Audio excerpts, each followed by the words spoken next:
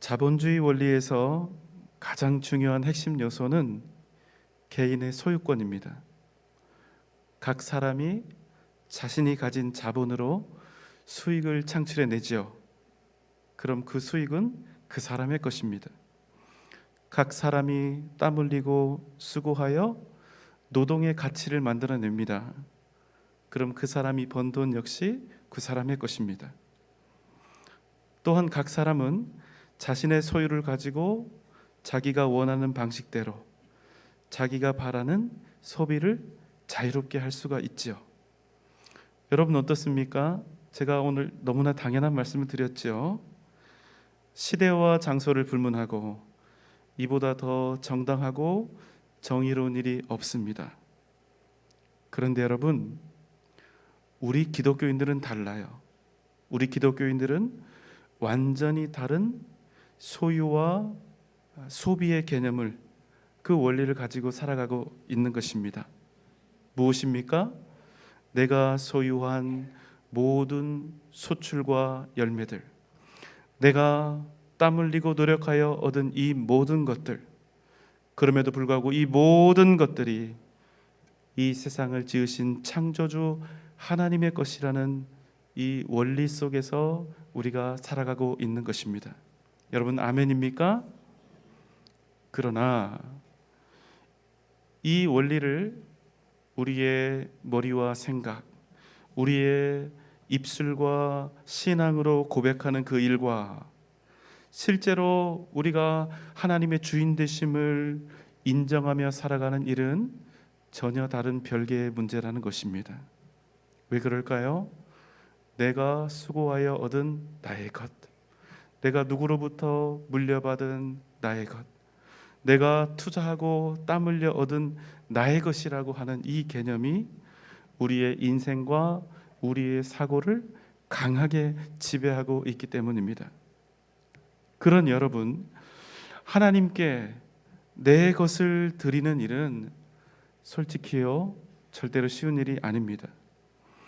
내가 가진 모든 것들이 하나님의 것이라는 사실을 완전하게 우리가 인정해 버리면 문제가 없는데요, 이게 안 되는 분들은 평생 돈과 재물 때문에 갈등하는 삶을 살아가게 되는 것입니다. 내 모든 것들이 하나님의 것이라고 믿는 사람은 하나님의 뜻대로 살면, 하나님의 뜻에 합당한 대로 살면 그것으로 족합니다. 그만이에요.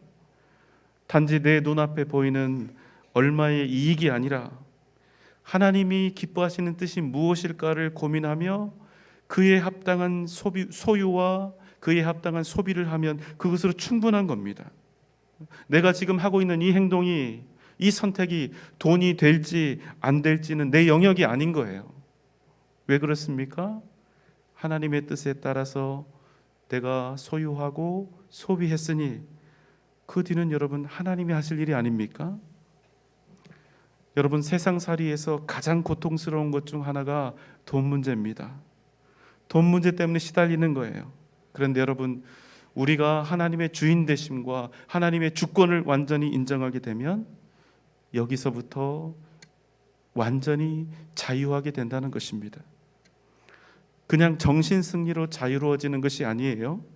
하나님께서 맡겨주신 것을 하나님의 뜻대로 사용하는 사람에게 하나님께서 물질의 복을 안 주실 리가 없으니 그 사람의 삶은 자연히 반드시 풍요로워집니다. 그래서 인생에 두려움이 없습니다. 온 세상이 다 하나님의 것인데 하나님의 뜻대로 사는 사람에게 하나님께서 결코 박하게 하실 리가 없기 때문이죠. 하지만 내 손에 쥔 것들이 다 내 것이라고 생각하는 사람은 어떤 선택이 나에게 유익할까를 고민하며 살 수밖에 없습니다. 이게 잘 될지 안 될지, 이게 지금 돈이 되는 일인지 안 되는 일인지, 날마다 이 돈의 관점에서, 유익의 관점에서 노심초사할 수밖에 없는 것입니다. 아무리 입으로는 하나님의 영광을 위해서 내가 이 일이 잘 되어야 한다고, 이건 다 하나님 거라고 간절하게 기름칠을 해도 하나님이 모르실 리가 없습니다. 오롯이 자기의 유익을 위한 것이니 스스로도 하나님께 영광 돌리겠다는 이 고백이 잘 먹히리라는 확신이 없습니다. 주님을 부리고는 있지만 결국 자신이 책임을 져야 합니다. 절대로 물질 앞에서 평안한 삶을 살아갈 수가 없습니다. 항상 돈 때문에 갈등하고 고통스러운 경제 활동을 감당해야 하는 것이지요. 사랑하는 여러분, 여러분은 지금 어떤 경제관념으로 살아가고 있습니까? 오늘 우리가 함께 나눌 말씀은 하나님의 것에 관한 이야기입니다. 지금 이스라엘이요, 가장 높은 기세, 사기 충천에 있습니다. 이유가 있어요. 바로 직전에 난공불락의 요새인 큰 성 여리고를 무너뜨렸기 때문입니다. 그들을 정복했기 때문이에요. 여호수아 6장 3절로 5절입니다. 너희 모든 군사는 그 성을 둘러 성 주위를 매일 한 번씩 돌되 엿새 동안을 그리하라. 일곱째 날에는 그 성을 7번 돌며 그 제사장들은 나팔을 불 것이며 백성은 다 큰 소리로 외쳐 부를 것이라. 그리하면 그 성벽이 무너져 내리리니 백성은 각기 앞으로 올라갈지니라. 이스라엘은 아무것도 하지 않았습니다. 그저 하나님의 말씀대로 그 성을 빙빙 돌기만 했을 뿐입니다. 그런데 여러분, 어떤 일이 일어났습니까? 여리고 성이 모래성처럼 무너져 내린 것입니다. 가나안 전쟁에 대해 극심한 두려움과 압박 속에 있던 이스라엘은 이 때를 전환점으로 혹이 가득한 사람들이 되었죠. 하지만 얼마 지나지 않아서 아이성 전투에서 큰 패배를 맛보게 됩니다. 여호수아 7장 4절 5절입니다. 백성 중 3,000명쯤 그리로 올라갔다가 아이 사람 앞에서 도망하니 아이 사람이 그들을 36명쯤 쳐 죽이고 성문 앞에서부터 스바림까지 쫓아가 내려가는 비탈에서 쳤으므로 백성의 마음이 녹아 물같이 된지라. 여리고를 무너뜨린 이스라엘은 큰 용기를 얻어 아이성을 향해 진격해 들어갔습니다. 아이성을 아주 쉽게 정복할 수 있으리라 자신감을 가졌습니다. 왜 그렇습니까? 아이성은요, 자신들이 직전에 무너뜨렸던 여리고성과는 비교도 할 수 없을 만큼 작고 보잘것이 없는 성읍이었기 때문입니다. 하지만 결과는 어떻게 되었습니까? 3,000명이나 되는 군사를 이끌고 아이성을 향해 나아갔으나 오히려 아이 사람들에게 패하여 도망을 치게 된 것입니다. 백성들의 마음이 어떻게 되었을까요? 그 마음이 녹아서 물같이 되어버렸습니다. 이 사건 앞에서 여호수아는 자신의 옷을 찢으며 이스라엘 장로들과 함께 하나님의 궤 앞에 엎드려 탄식합니다. 7절로 9절의 말씀입니다. 슬프도소이다. 주 여호와여, 어찌하여 이 백성을 아모리 사람의 손에 넘겨 멸망시키려 하셨나이까? 주여, 이스라엘이 그의 원수들 앞에서 돌아섰으니 가나안 사람과 이 땅의 모든 사람들이 듣고 우리를 둘러싸고 우리 이름을 세상에서 끊으리이다. 주님, 우리가 작은 이 아이성에게도 패배한 것을 이제 이방 나라들이 다 알게 되었으니 그들이 우리를 포위하고 우리를 세상에서 끊어내고야 말 것입니다. 이에 하나님께서 말씀하셨습니다. 너는 어찌하여 이렇게 엎드려 있느냐. 11절로 12절입니다.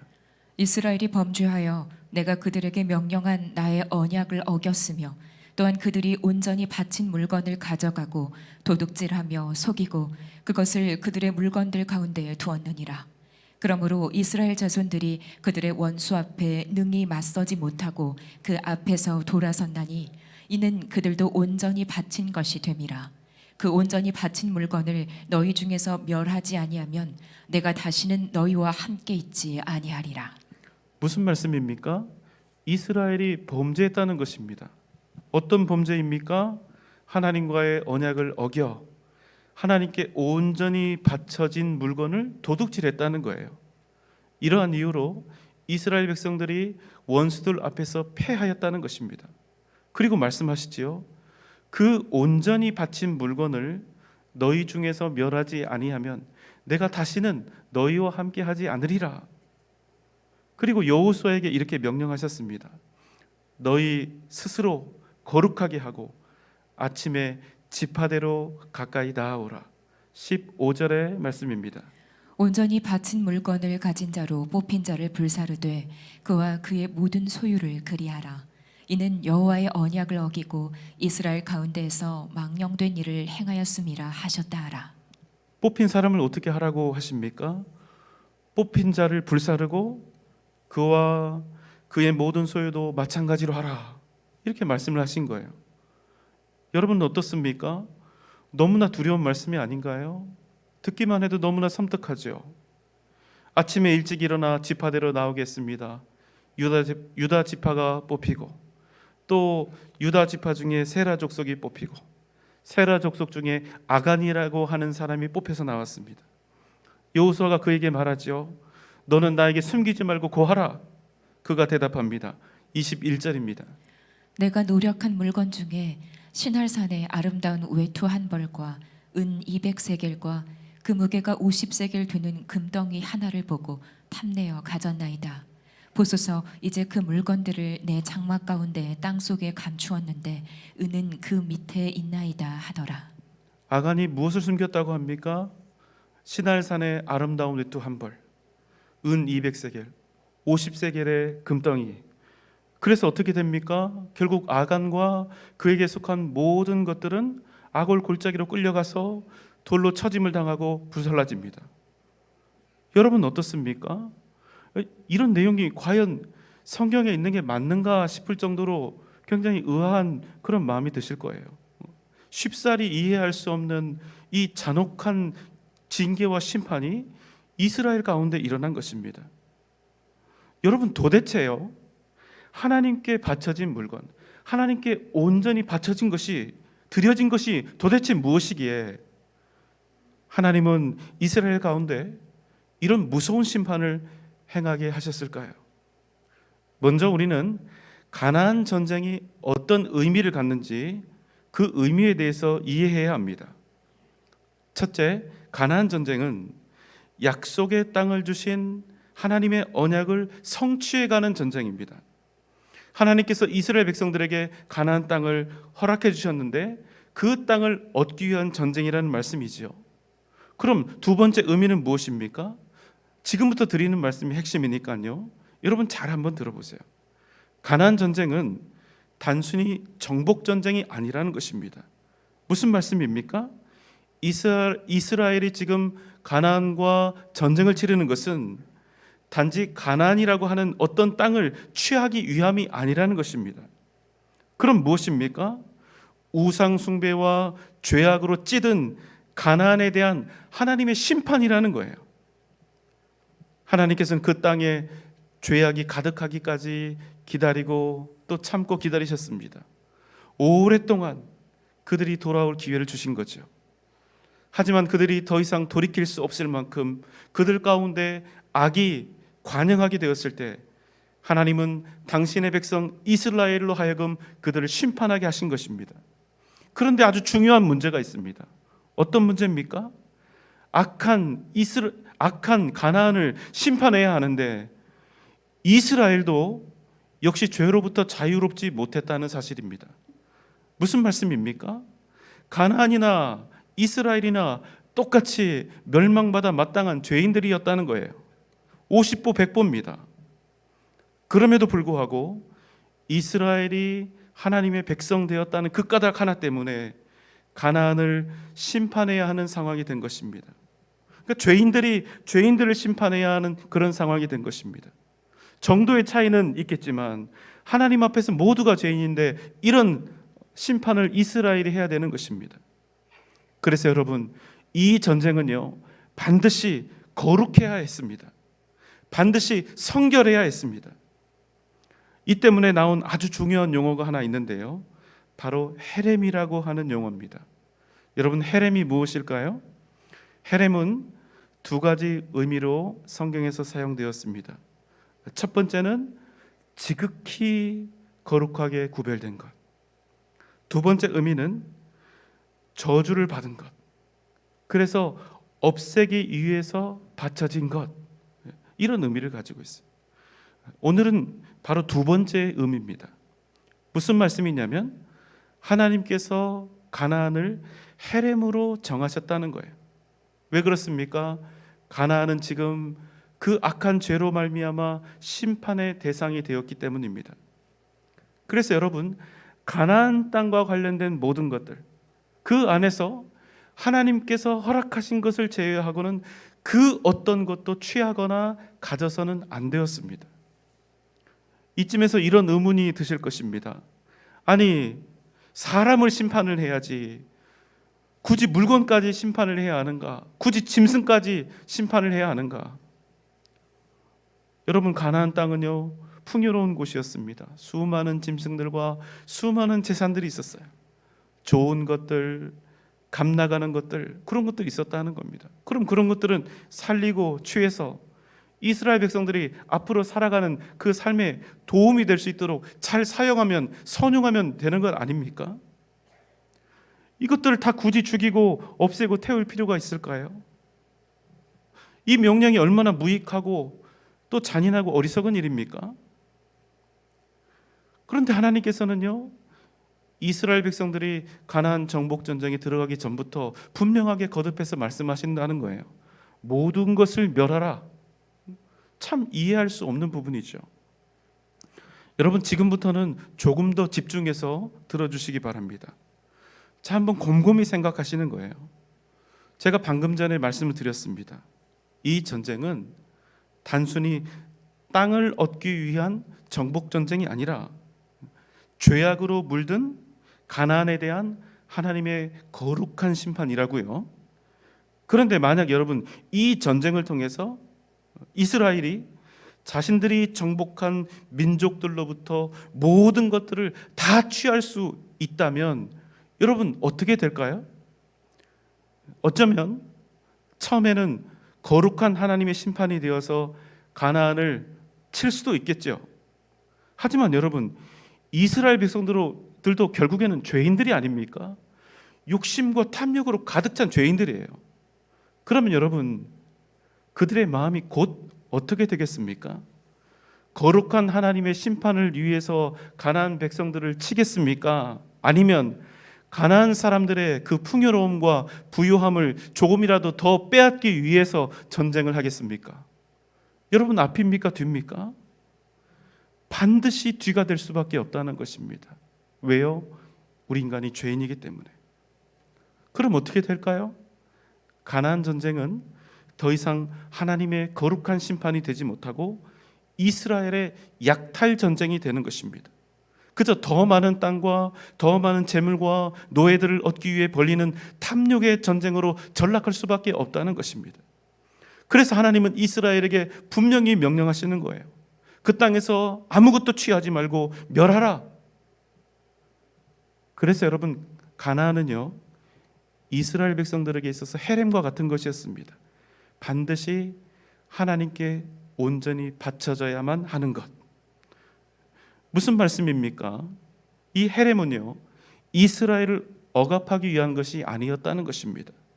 목숨 걸고 이긴 전쟁에서 너희들 아무것도 갖지 마라, 아무것도 얻지 못하게 하고 그저 그들로부터 빼앗고 박탈하기 위한 것이 아니라 이스라엘이 이 전쟁 속에서도 거룩함을 유지할 수 있도록 하나님께서 그들에게 베푸신 성결의 도구였다는 것입니다.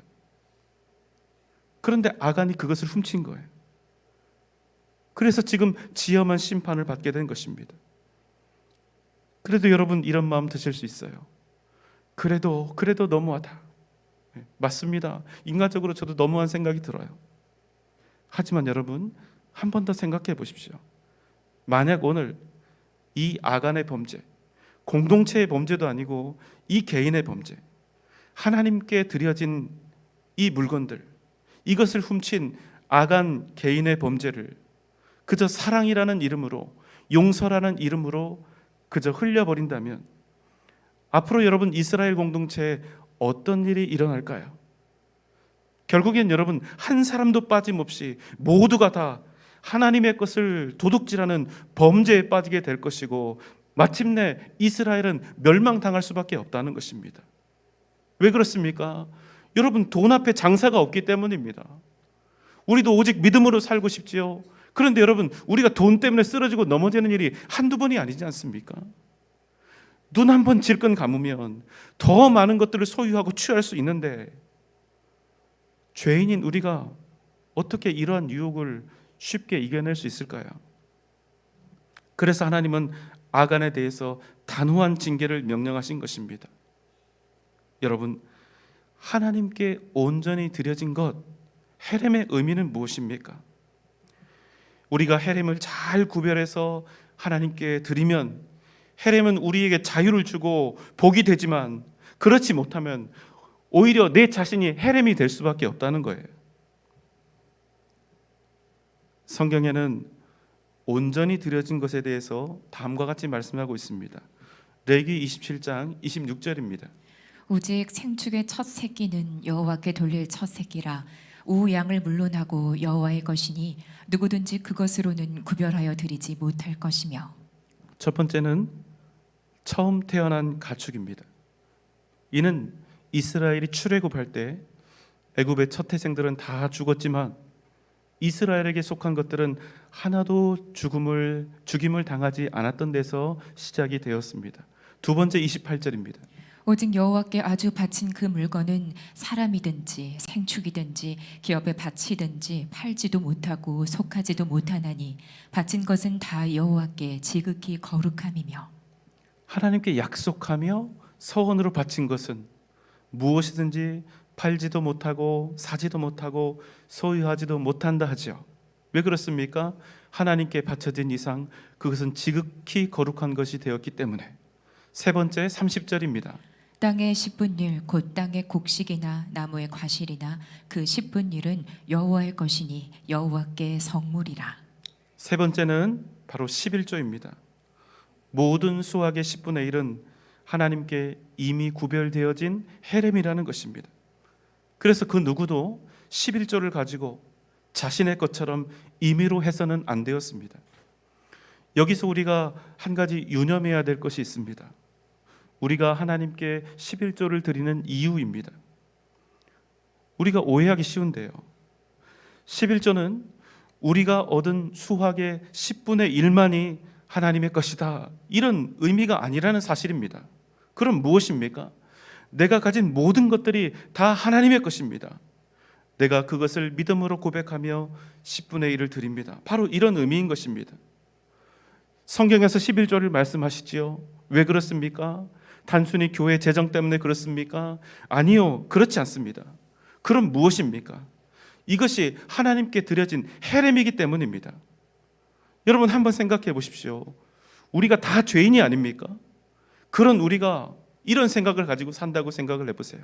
내가 피땀 흘려서 번 것이다, 그러니 이 모든 것들은 다 내 것이다. 우리가 이런 마음으로 산다면 과연 우리가 가진 것으로 죄인인 우리가 죄를 지으며 살겠습니까? 아니면 복을 누리며 살겠습니까? 인정하고 싶지 않지만 죄인인 우리는 결국 복된 삶을 살지 못합니다. 왜요? 가끔 우리가 선행을 하는 것처럼 보여도 결국은 나의 만족을 위한 선행이 될 수밖에 없고 하나님의 뜻을 벗어난 소유와 소비를 할 수밖에 없기 때문입니다. 하지만 여러분, 내가 가진 모든 것들이 다 하나님의 것임을 시인하며 사는 그 인생은 완전히 달라집니다. 여러분, 목사도요 11조 쉽게 드리는 것 아닙니다. 목사니까 당연히 쉽게 드리겠지. 여러분 오해하신 거예요. 목사도 수에 박습니다. 계산 잘합니다. 1년 동안 헌금한 돈, 그것을 하나님께 드리지 않았을 때 내가 무엇을 얼마나 어떻게 더 할 수 있는지 여러분 너무나 잘 알고 있어요. 지금 살아가고 있는 삶보다 얼마나 더 풍요롭게 살 수 있는지 잘 계산할 수 있습니다. 하지만 그럼에도 불구하고 할 수 있는 최선을 다해 하나님께 헌금을 드리는 그 이유는 단 하나입니다. 무엇입니까? 내가 가진 모든 것들이 하나님의 것이라는 사실을 온전히 인정하고 있기 때문입니다. 여러분, 그럼 모든 소유가 하나님의 것이라는 사실을 인정하는 사람들의 삶은 어떠할까요? 내가 가진 모든 것들이 내 것이 아닙니다. 그래서 내 마음대로 쓸 수가 없는 거예요. 그럼 어떻게 사용할까요? 이게 다 하나님의 것이기 때문에 최선을 다해서 하나님의 뜻에 합당하게 사용할 수밖에 없는 것입니다. 그 삶의 첫 번째 고백이 바로 11조입니다. 아주 대놓고 하나님, 내게 있는 이 모든 것들이 제 것이 아니라 하나님의 것입니다, 이렇게 인정하는 것입니다. 그럼 그 인생이 어떻게 될까요? 물질 때문에 죄짓지 않게 됩니다. 돈에서 자유롭게 됩니다. 세상 앞에서 당당하게 됩니다. 그리고 우리가 하나님께 물질의 복을 달라고 기도하지요. 물질의 복 주시기를 담대히 당당히 구할 수 있게 된다는 거예요. 내 손을 믿고 사는 사람이 아니라 하나님의 크신 손을 믿고 사는 사람, 오직 하나님의 은혜를 구하며 사는 사람이 되는 것입니다. 여러분, 아멘입니까? 그래서 여러분, 11조의 문제는요, 절대로 돈의 문제가 아니에요. 11조의 문제는 돈 문제가 아니라 거룩함의 문제요, 믿음의 문제가 되는 것입니다. 그 사람이 어떤 인생을 살까요? 그저 돈만 10분의 1을 구별하는 그런 것으로 끝날까요? 아니요, 그렇지 않습니다. 자신의 모든 드림, 이 온전한 받침의 위대한 열매는 우리가 그저 하나님께 돈을 바치고 헌금을 잘 드리는 사람들이 되는 것이 아니라 나 자신을, 그리고 나의 인생을 온전히 하나님께 드리는 복된 삶, 하나님의 살아계심과 역사하심이 나타나는 능력 있는 인생을 살 수 있게 된다는 사실입니다. 무슨 말씀입니까? 우리의 인생이 세상으로부터 온전히 구별되는 거룩한 인생을 살아가게 된다는 것입니다. 시편 12편 2절입니다. 이사야 12장 2절입니다. 보라, 하나님은 나의 구원이시라. 내가 신뢰하고 두려움이 없으리니 주 여호와는 나의 힘이시며 나의 노래시며 나의 구원이심이라. 보라, 하나님은 나의 구원이시라. 내가 신뢰하고 두려움이 없으리니 주 여호와는 나의 힘이시며 나의 노래시며 나의 구원이심이라. 사랑하는 여러분, 욕심으로 살지 말고 은혜로 사시기 바랍니다. 여러분의 인생을 온전히 하나님께 드리십시오. 그럼 주 여호와께서 여러분의 힘과 능력이 되어 주실 것입니다. 주 여호와 하나님께서 여러분의 노래와 구원이 되어 주실 것입니다. 이 믿음으로 승리하는 복된 삶을 살아가는 여러분 되시기를 주님의 이름으로 축원합니다.